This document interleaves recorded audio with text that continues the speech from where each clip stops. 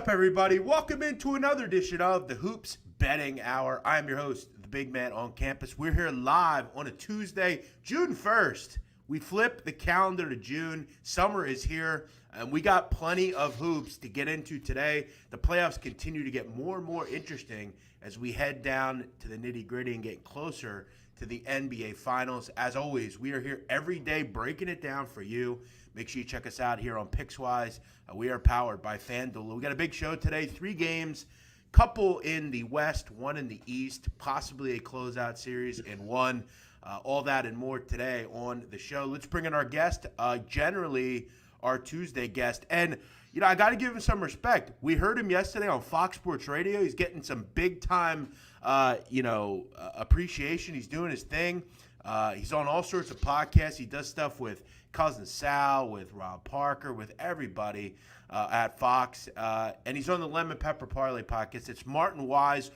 Martin, a guy that a lot of people reach out to me and say, hey, I really like that cat. He does a nice job. Martin, what's happening? Well, thanks to them.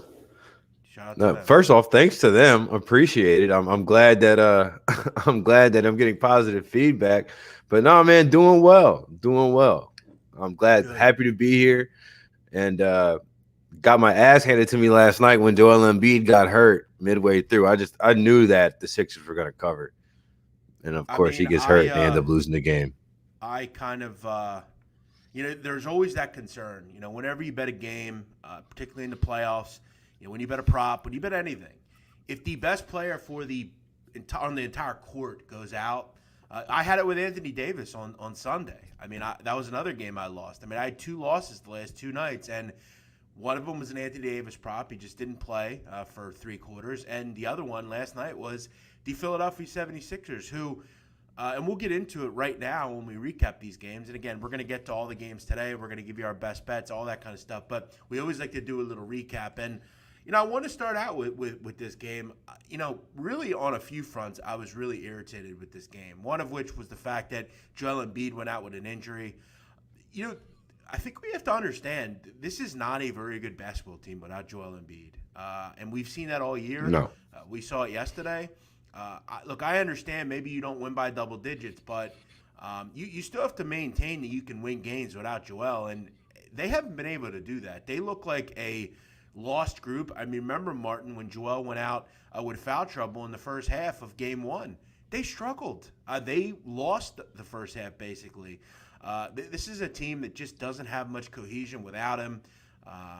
Look, maybe I was a little in my feelings last night, but at the end of the day, it wouldn't surprise me if this group blows a 3-0 lead without Joel Embiid. It wouldn't. They again, if you're Washington, I want to say one thing. I listened to the radio broadcast last night with Washington on the Washington feed, and all they talked about was just they were just going to take it one game at a time, you know, one quarter at a time. You got one win. And without Joel Embiid going forward, that's really concerning if you're the Grizzlies or if you're the Wizards or the Sixers. No, don't get me wrong. It's absolutely concerning that you're missing the runner-up for MVP, right? Like Joel Embiid, and really kind of was only runner-up by default, right? Because he only played, he missed, 20, 22 some games or something like that.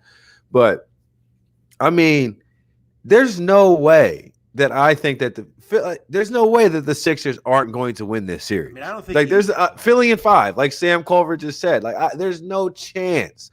But I also don't think that. I think Joel Embiid will be. I think he'll be fine. I think he'll come back. He'll play. I think that if it was the Eastern Conference Finals, he probably would have came back out and played last night. It was just a thought process. They might have just been able to beat him anyway. But I agree with you in that Philly is not a very good. They're not a good offensive team without Joel Embiid. He unlocks everything they do offensively.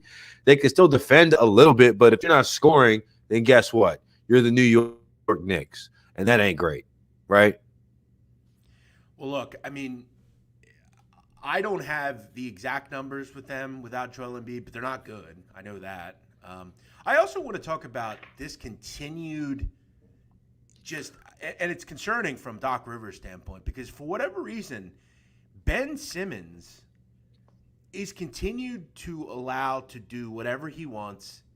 He's the golden child on this team. Nobody could tell him anything. He does what he wants. Doc Rivers, after the game yesterday, says, hey, he's asked about what do you think of Ben's inability to make free throws. And he throws out some lame excuse that he's still got a point per possession. Why are you allowing this to be okay, Doc? What is going on here? Why does Ben Simmons keep getting a pass? Ben Simmons isn't scoring. He isn't. I saw today on First Take, he has, I think, the worst playoff shooting percentage in like decade. Like, it's crazy. Why is this allowed? Why is this guy allowed to continue to skate through and not complete his game? He can miss half his free throws. He doesn't make jump shot. When is this going to stop? When are people going to stop making excuses for this guy? He needs to wake up and be the leader on this team without Joel Embiid. But it doesn't. I don't know if he can do that. And I'm telling you, that's not happening. Martin, listen, I'm telling you right now, if a team is going to blow a 3-0 lead, it's this one. Because without Embiid, they do not have a leader. They do not have a guy that can go get a bucket. And they are forced to play people like Mike Scott, who have no business in this league. None. It's not. I say, especially in the playoffs. I'm going to tell you that. You're on to something with the idea that Ben Simmons is not a leader, right? Ben Simmons hasn't improved since his rookie year. Ben Simmons really has gotten no better since when I saw him at LSU. It's crazy. And I mean, it is what it is. He's whatever it is. He refuses to shoot. He refuses to. I hate to say he refuses to get better or whatever. But Sam has a good point here, in that Tobias Harris has been unlocked by Doc Rivers. But overarchingly, I think that Philly – I mean, I like Philly to come out of the East. I picked them to go out of the East, like, on a lot of different platforms. I bet on them to win the East. When healthy, just because I thought I was betting on that. I thought Joel Embiid was going to be with us this entire time, right? But but Tobias Harris was a big part of that, because Ben Simmons – I trust Ben Simmons to do. He's not going to shoot. He's not going to get any better. He's going to be a liability in crunch time. I mean, he was 5 for 11 from free throws yesterday, and he was 5 for 20 from free throws on the series. First of all, how your point guard is shooting what they're now what going into game 5. So your point guard is shooting 5 free throws a game, which ain't great, right? And he's only made 5 in 4 games total, which is even worse, right? Like that to me, that's egregious. I've completely had it with this guy. I've said that time and time again. Look, you don't want to go too overboard like some people have with him, but like, because he does have some good qualities. He's a good defender, and he's a great defender. And I think he's a great defender, yeah. And he definitely compliments certain players. But this is a guy, and I've talked about it, where I remember during the regular season, they single-handedly pissed away games because he can't take shots at the end. I mean, you had to hide on offense last night if you're Ben Simmons. This is a guy that's going to make $30 million this season. At what point do we recognize? Like, I watch a guy like Mike Conley, right? Like, and I wish they had him, like a guy like him. And you could have. If you would have got Kyle Lowry, you could have had it. But for whatever reason, this team was willing to say, you know what? We don't care about that. Because I'll tell you right now, if they had Kyle Lowry without Joel Embiid going forward, I'd be fine. I'd be okay. I don't think they can win a title, but they'd be in a better situation than they're going to be now if they don't have Joel Embiid over the next couple of games. This team needs to move on from Ben Simmons. They just do. I'm sorry. And people always say, well, look at them this year. They had him this year. Look at them this year. Yeah, but look at what they are without him, without Joel Embiid. They're a lottery team without Joel Embiid. It's that simple. So, and the thing about Ben Simmons, and we don't have to beat a dead horse about it, but the thing about Giannis, like if you think about Giannis, they're kind of similar in that these are both guys that are not. You don't really want them shooting too far away from the basket, but Giannis seems to just care more. He's like there's a level of try hard that Giannis employs that gets him it saves him from a lot of the criticism that Ben Simmons gets. Right. And, again, keep in mind when you look at it from a 3-point standpoint this season, I mean, he wasn't good, but at least he was willing to take. He's had games where he's made 4 or 5 or 6 threes. Ben Simmons doesn't even attempt to do it. He doesn't even attempt to get better. It's really irritating for sure. We're going to see where they go going forward, but it's concerning for sure. The other game last night, very nice effort again, but we talked about this last night, Blackjack and I. I think the truth of the matter just is that Memphis just isn't as good as the Jazz. Memphis, I think, is on the way. They're a very young team, one of the youngest in the NBA, and I thought they had a nice push. The problem was the third quarter was not kind to Memphis. They give up 41 points. They were outscored by 8, and it was really the difference in the game. All in all, though, they played good enough to win. I just think they're maybe a player away. They got to get, I think, one more guy, and I think Memphis is going to be a real wagon. The key to this, I was like sneaky dark horse on Memphis at the start of this series because they were plus 900, plus 1,000 some places on the series price, and I'm just like, dude, that's insanity. I just don't see, like, to me, if you're plus 1,000, like that's like a 5-1 sweep, right? Like or a 4-1 sweep, a gentleman's type sweep. At least that's the way I feel like it should be. Like I thought that Memphis was going to be able to push Utah a little bit, but the reason why I thought Memphis was going to be able to push. Because I thought Jaren Jackson Jr. was going to come back and be effective. But I'd say that Jaren Jackson Jr., he's been, I don't want to say he's been a disappointment because he's been hurt and he's trying to get back into it. He's only played 12 NBA games this year. But you say Memphis needs a guy. I think that's the guy that Memphis needs to be better. You know what I'm saying? If Jaren Jackson Jr. can turn into a consistent, 15 and 15 or 15 and 10 guy for Memphis and a guy that's kind of can hit 2-3 threes a game, I think that's going to open up so much. And of course, Ja Morant in his 3-point shooting. If that improves, then that team I think that team right now currently constructed, if those two players can improve their offensive games to the point Ja with his 3-point shooting and Jaren Jackson Jr. just being more effective, I see them being like a 5 seed. Like a 5 to 8 in the West going forward. I think what they are is the Atlanta Hawks of the West going forward. They need to ramp up. They need to get one more guy, and they need to rock. And I think they'll be just fine. Somebody's saying, can you let me ask you, Martin, can you hear me pretty good with the mic? I don't know what. I hear you just fine. I see the comment, but I hear you just fine. I don't know. What I have on is I have some setting where it automatically adjusts mic volume. Let me know if the mic volume is any better on the listener end here. One or two of you. I don't need 8,000 people telling me the mic's good. Just one or two. You always get that on a live show. Hey, tell me if this sounds better, and then 7,000 people say yes. That should improve it, I'd hope. But yeah, I agree. I think Atlanta is kind of the blueprint of what Memphis will be. You get your bell cow player in a Trae Young. You have that in Ja Morant. You've got your Jonas Valanciunas. You've got your Jarens. You've got your Dylan Brooks. You've got your DeAnthony Meltons. They're doing a great job down in Memphis. I think they're going to be a really good basketball team going forward. All right, let's get into today's action here. We got 3 games. We've got 3 interesting series, one of which has the opportunity to close out tonight. Obviously, if you're the Brooklyn Nets, the goal is to close this thing out because you watch your team that you're going to face going forward in the Milwaukee Bucks. They're already getting some rest. So the goal here for the Brooklyn is to close this one out. And you had to figure they're going to. The other night, I had the team total for the Nets. It was probably the easiest bet I've made in a long time. The truth is that when you look at this line, Nets are 12.5-point favorites tonight at home. The total at FanDuel is 233.5.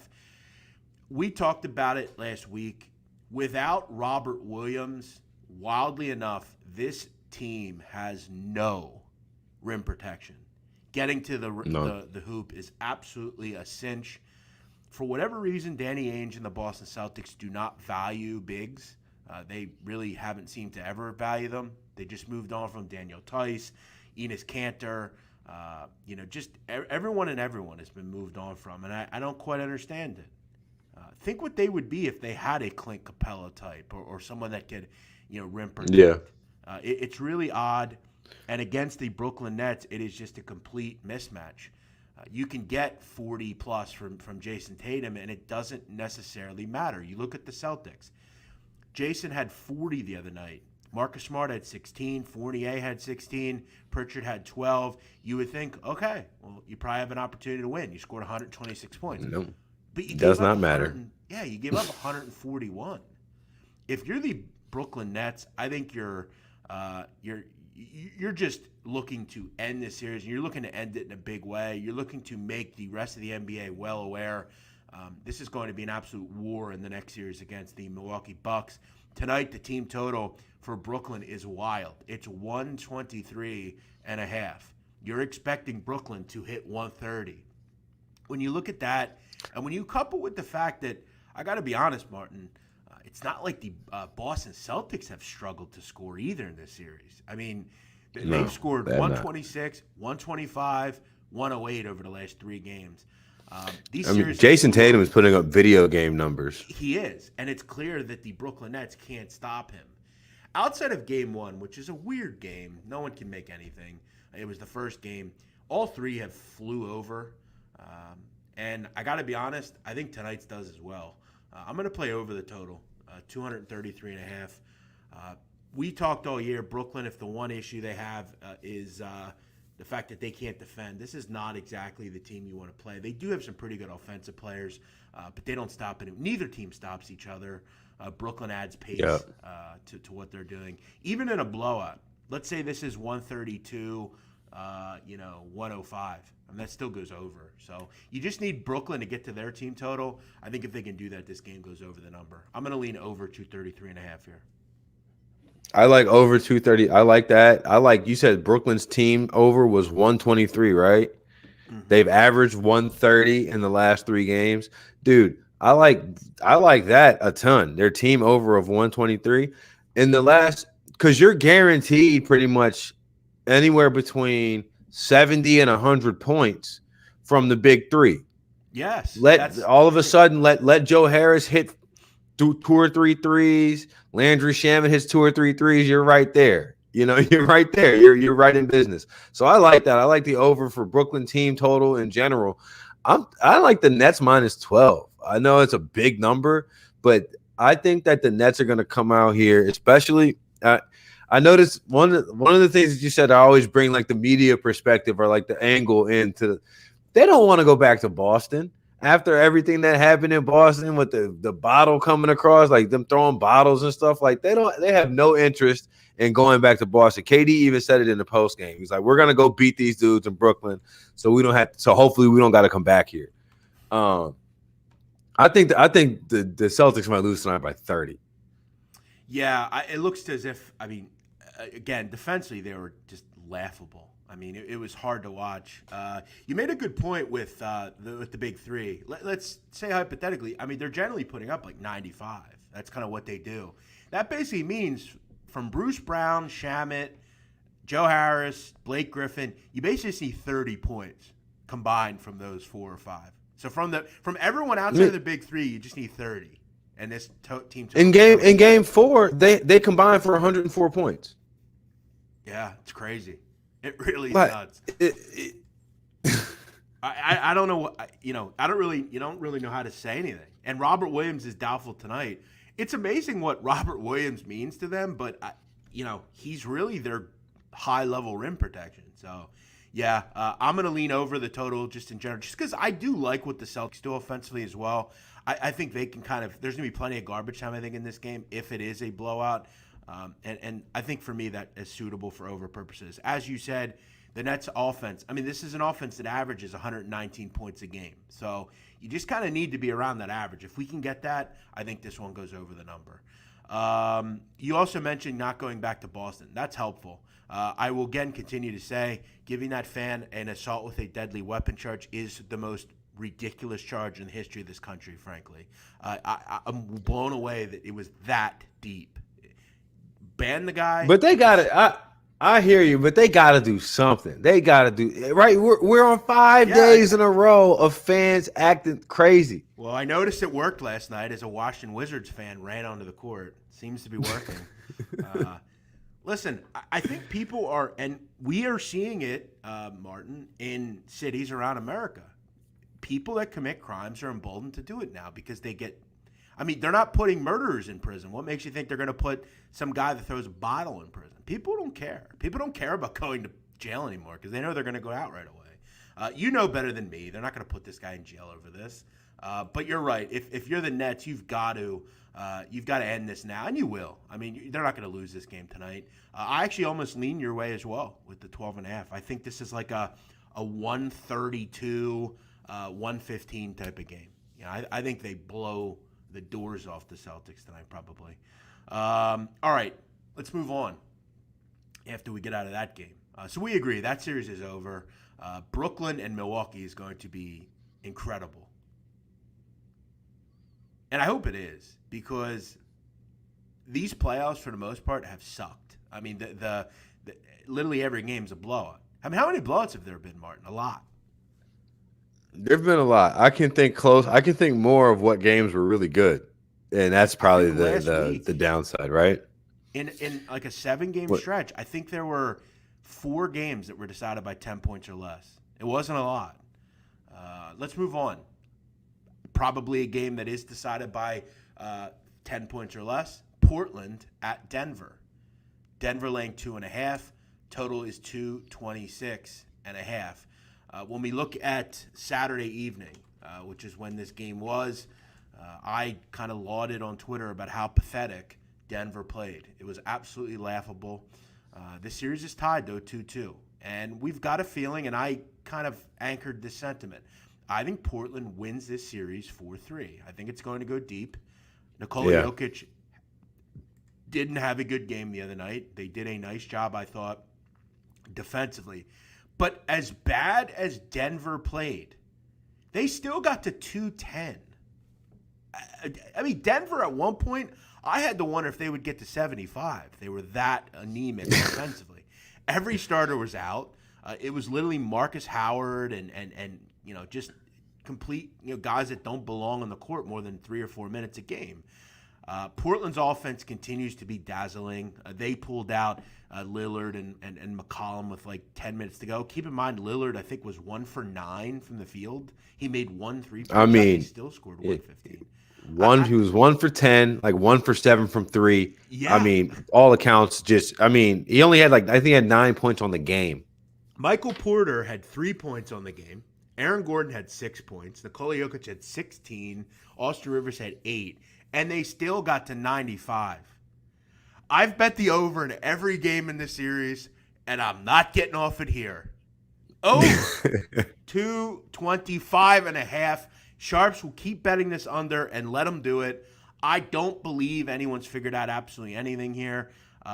The truth of the matter is still Portland is not a good defensive team. I don't give them any credit. They're very good on offense. Nobody really did much, and they still scored 115. We look at Denver. They're off a terrible offensive performance. It's likely that it's not going to continue here. Jokic gets back after it. Porter has a better game.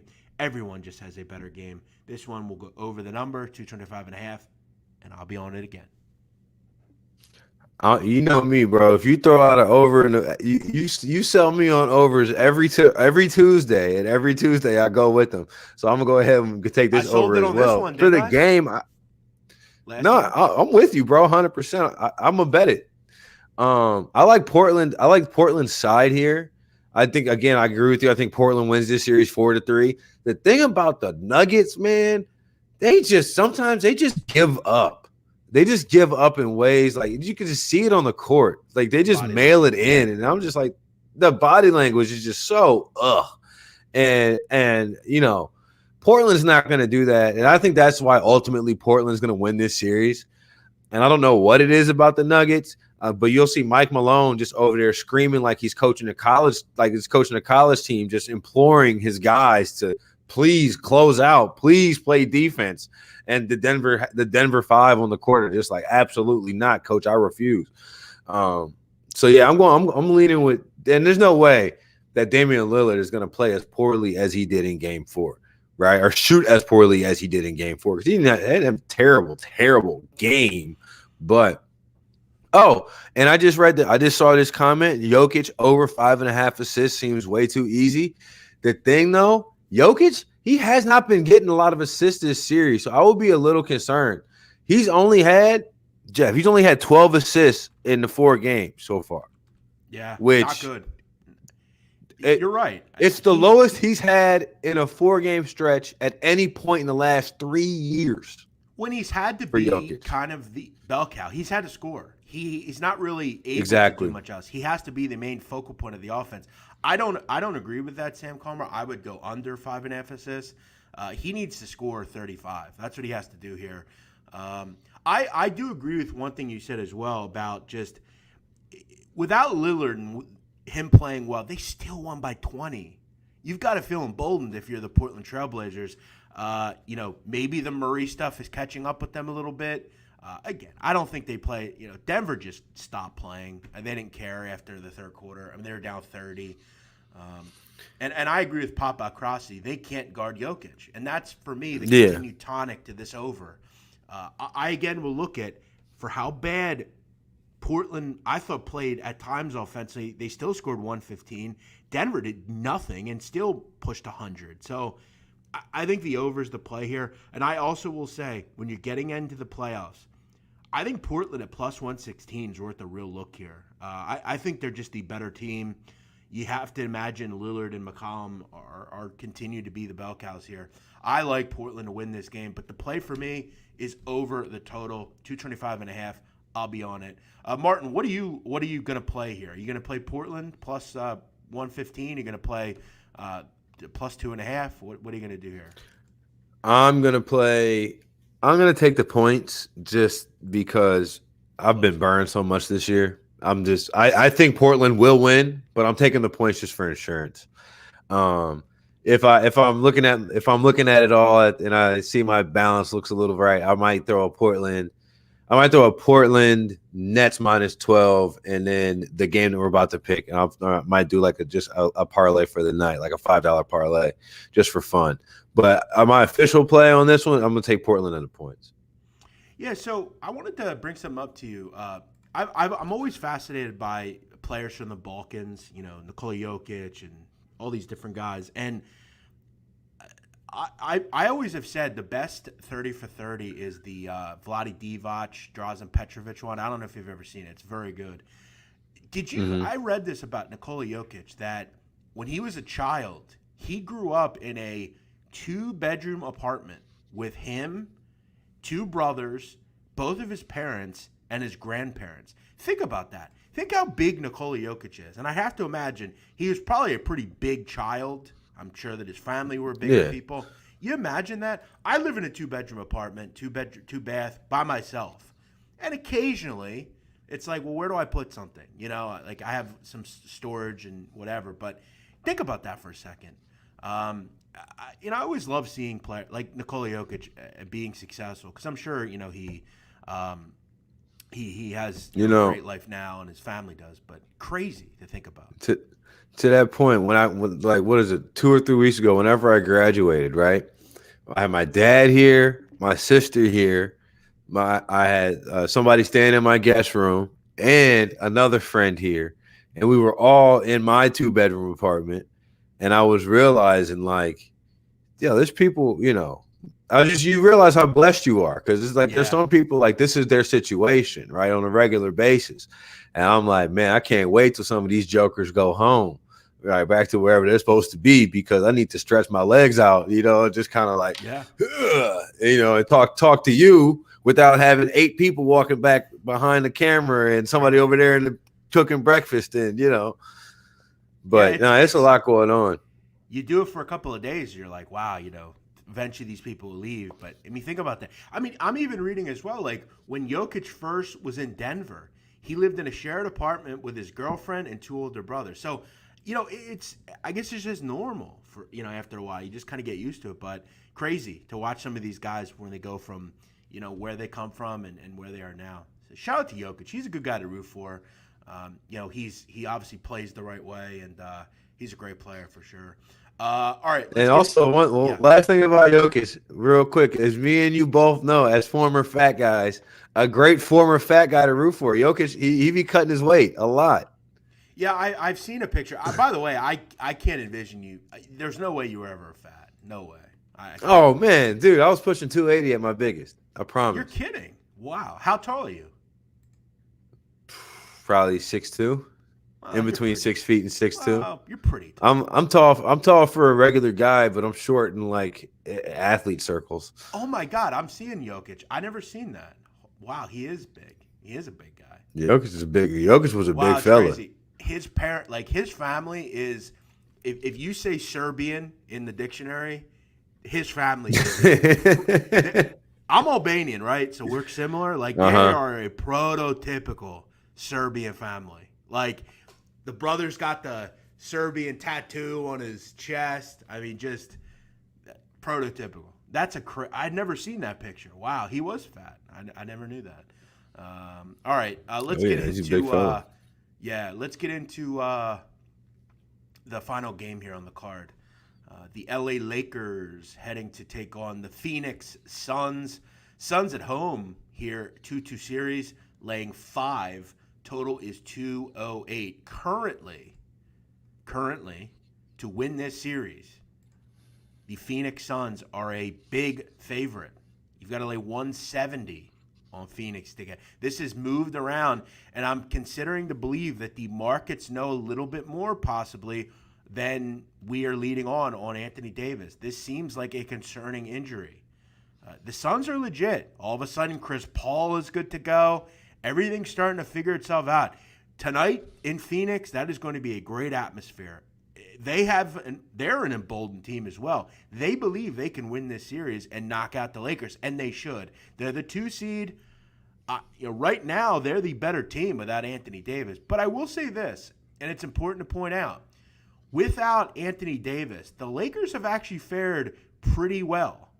With Anthony Davis on the floor, they are 5.2 points better, but his absence isn't as bad with LeBron James there as well. So without Davis, but with James, they're actually okay. You would think without him, it's problematic. But I will say tonight, I do think it's problematic because we saw in Game 1, DeAndre Ayton can really be a big-time player for this team when Davis isn't on the court. You don't have to worry as much. You can key in more on LeBron and Dennis Schroeder.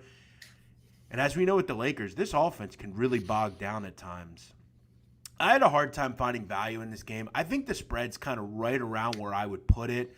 I'd frankly, though, weirdly enough, if I could get 6, I might be a little interested in the Lakers. At 5, I'm Okay.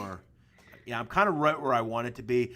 I think 5's kind of that no man's land number. I don't really know where to go with it. Now, if it goes to like 4.5, I'd maybe lean with the Suns. But I think 5 is a pretty good number here without Anthony Davis. I think the Suns are the better basketball team, and I would say this: we've kind of thrown these out on the shows the last couple of nights.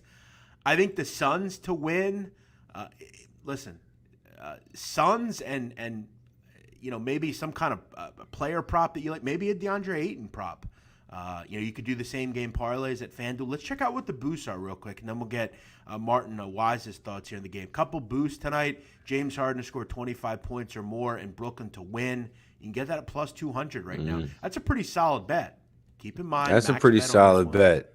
Yes. But there, if you liking, the Suns to win, maybe just get the points away and play the money line and some kind of DeAndre Ayton prop or something like that. What do you like here, Martin Weiss? What are you thinking here? I'm not playing any best bets. What do you like here in this game?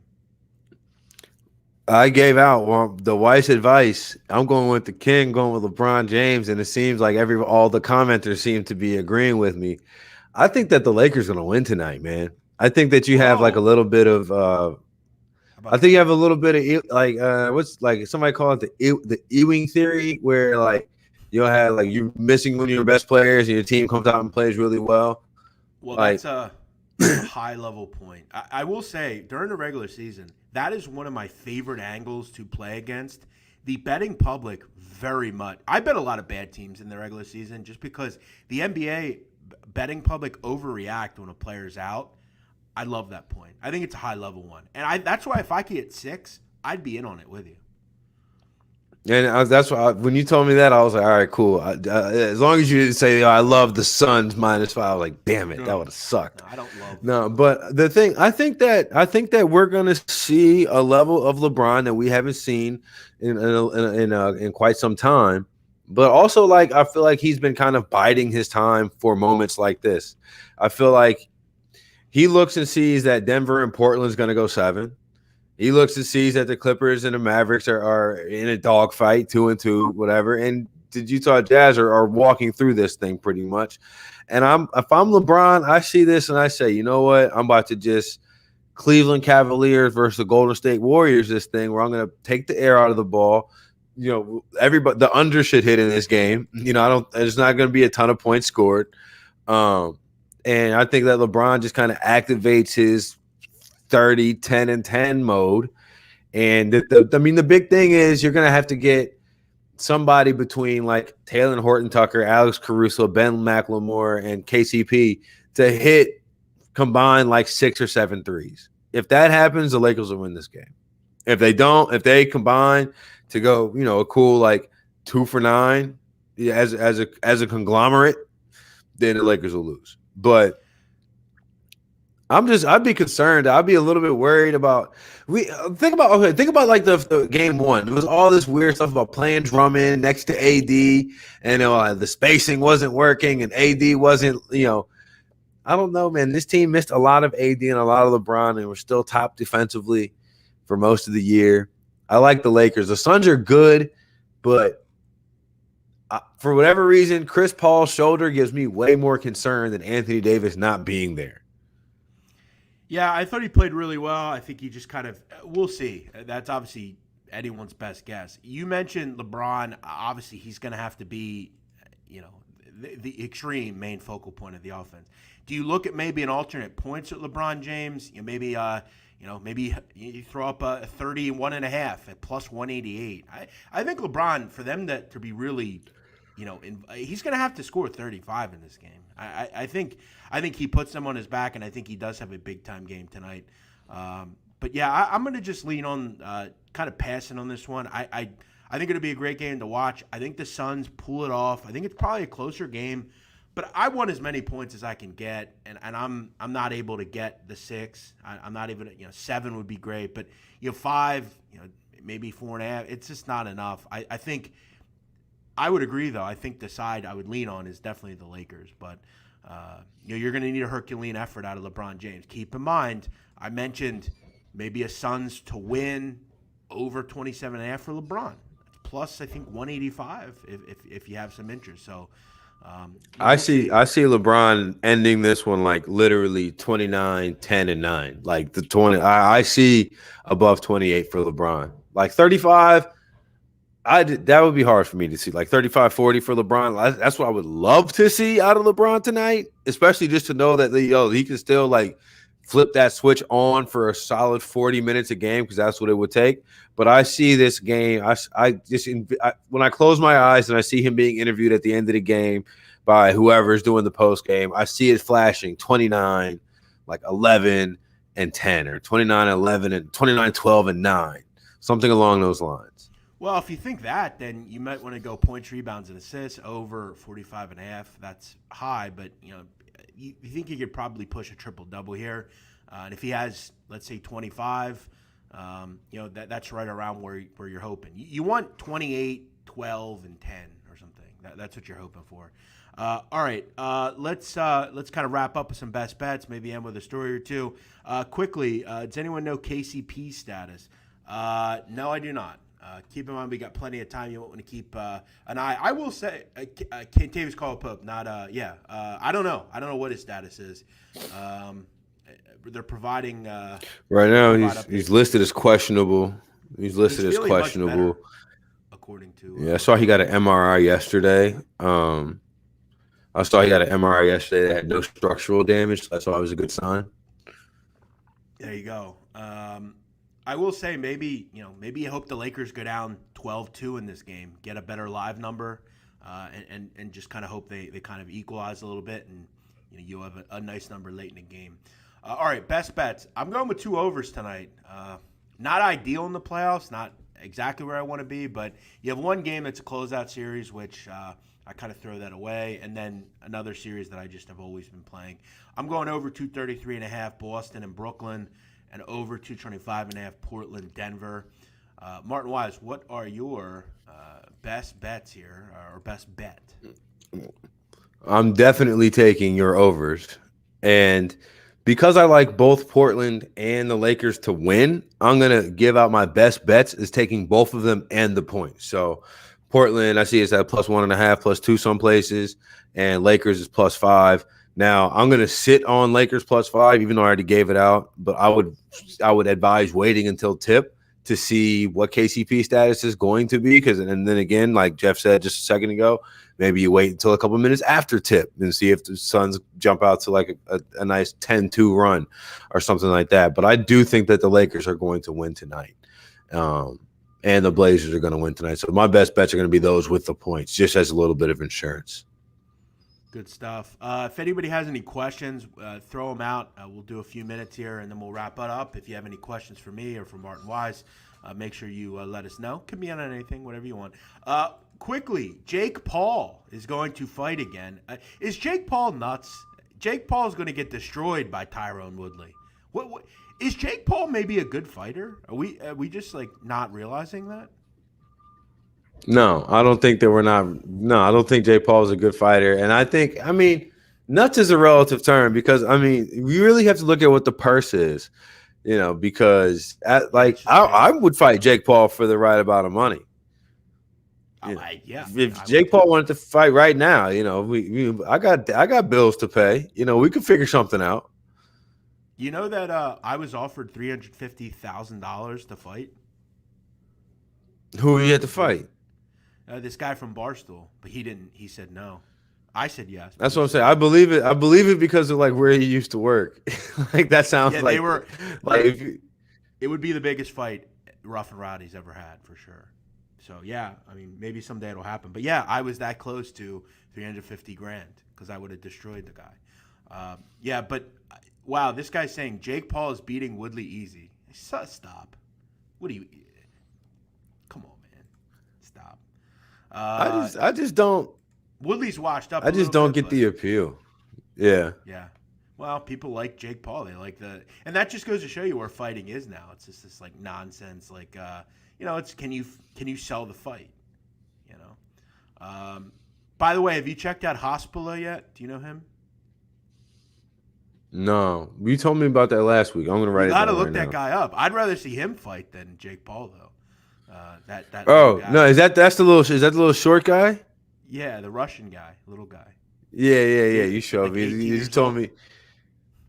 Yeah, you told me he was 18. He's like 18 months old.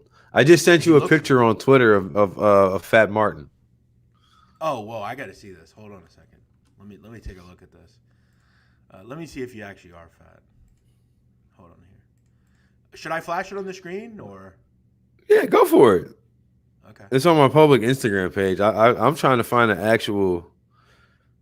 That was from a split screen. I'm trying to find an actual. Let me share go the for screen here because I wanna take a look at this. I haven't looked yet. Wow, you were pretty fat.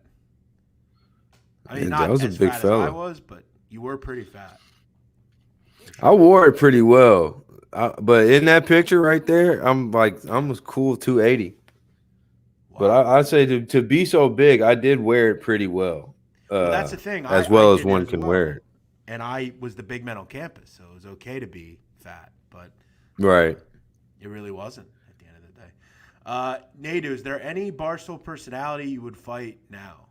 Yes, I would fight. I would fight Glenny Balls for sure if he wanted to fight. I think that would be pretty good. Big Ev, I would fight him. But you have to fight people that are kind of similar to you. So yeah, I would fight those two if they wanted. Brandon Walker, I wouldn't mind fighting him, though he is much bigger than me. Yeah, I would fight people. There are people that I would definitely learn to hate for sure. Big Ev, I think, would be number one. I'm not his biggest fan, so I would fight Big Ev if I was able to. This might get me in trouble. I should stop. All All right. Martin Weiss, tell us where we can find you. What do you have going on? Give out your Twitter account. I'm on Twitter at Martin Weiss, on Instagram at Martin Weiss. You want to see more pictures of fat me and less fat me as you see me now. I'm on Lemon Pepper Parlay podcast. That drops wherever you find podcasts on Thursdays. And I do this fine thing with you on Tuesday mornings. And then and that's it. Pitching some freelance pieces soon. So hopefully you can read my stuff soon.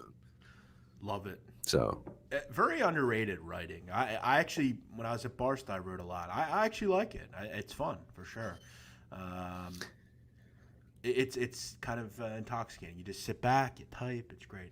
The thing about writing for me, and thing about writing for me, so I produce a live TV show every single day, right? And part of the thing that's cool about producing a live TV show, that's different than producing like a recorded show. Like this is live. Sometimes, like last week, for example, I got a random phone.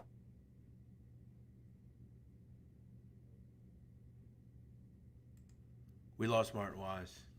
His stream is going in and out. Not ideal, but we're about to end the show anyway. Check out my podcast. It comes out every Wednesday. It is The Sit Down. You can find it on iTunes, Spotify, Google Pods, wherever you get your podcasts. We have a big episode this week. We're talking Whitey Bulger, one of the most interesting people in the history of organized crime. Ran the Winter Hill Gang in Boston.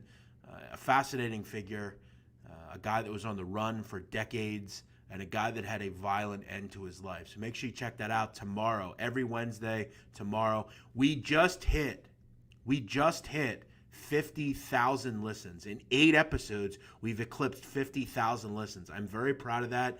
It's not easy to build a show that quickly, and we're clocking 6,500 listens a show, which for a show that gets very little promotion, only by me basically, I'm pretty happy with that. So go check it out. You're talking about the sit down, right? The sit down.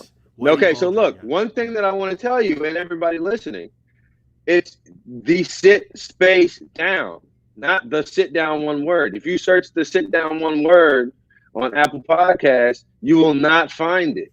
Because I tell you, I'm like, I know that this dang old thing is called the sit down. Well, I got to get that looked at because I wasn't aware of that. I need to be better with that. I had to go back and look on your page to get it so I could subscribe. I haven't listened. I'm gonna binge listen this weekend. Well, you'll learn a lot, and I think you'll love it. I advise you listen to the entire anthology of shows so far has been very good. I mean, we've put out some really interesting people, but I mean, every show has a different. I mean, they're all different. I mean, they're all kind of related in one way, but it's really good. And I'm not just saying that. We put a lot of time into the show. We want to teach you stuff that you didn't know, and really kind of put out stuff that's really compelling. So the show tomorrow will be great. I mean, Whitey Bulger is a fascinating character for sure, and Black Mass, he was played by Johnny Depp. It's a fascinating story. But Martin, check him out on Twitter at Martin Martin Weiss Weiss. Thanks for telling me about that space issue. I got to get that figured out. But yeah, no sweat. All right, my friend. Good stuff. Good to hear from you. We'll talk to you next week, all right? One time, I want to talk to you about the link between Henry Hill, Goodfellas, and gambling. I find it fascinating. I feel it's one of the most untold stories. Well, it's 2 very popular stories that people don't know the link to. Well, how about we just talk about it right now because you're really getting me going here. We have 5 minutes. So what do you know about it, and what do you want to know about it? Well, see, I mean, I just found it fascinating because Goodfellas is one of my favorite movies growing up. Okay, and so then I watched the 30 for 30 playing for the mob, and I'm like, wait, Henry Hill, I know that name.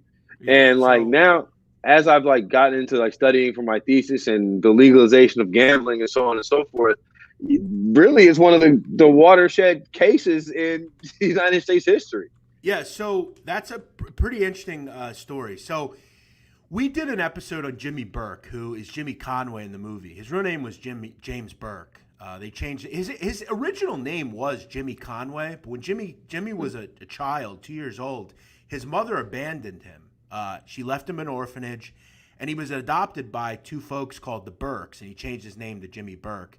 But so, roundabout way, Jimmy Burke went to prison early in his career, and he met a guy called Paul Mazie. Paul Mazie was a gangster from Pittsburgh. He was in federal holding with Jimmy, and they got to know each other. Paul had some connections in the bookmaking world, and he basically once they got out, he went to Henry and to Jimmy and basically said, look, I have players that are willing to shave points basically at Boston College. And, they kind of did some digging on it. They started basically creating a network of bookmakers that were willing to front the action and put it in. Now, if you remember in the movie, Maury, that character, in real life, Maury was a bookmaker. He was a big-time bookmaker. Martin Krugman was his name. He's a big-time bookmaker, Jewish guy. And he was kind of a ghost submitter of bets through this. And, yeah, they would basically go to Boston College players, pay them $2,500 a game they would always be a favorite, right? So let's say they're a 10.5-point favorite. They would identify the games where they would be a strong favorite in, and they'd always basically win by 4, 5, 6.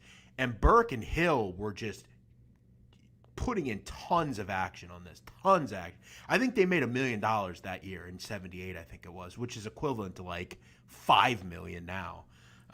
But yeah, it really is, and it ended up being busted out. And weirdly enough, Martin, when you look back at Jimmy Burke committed dozens of homicides in his career. I mean, he killed. This is what's fascinating about it. Yeah, he killed dozens of people in the Lufthansa heist.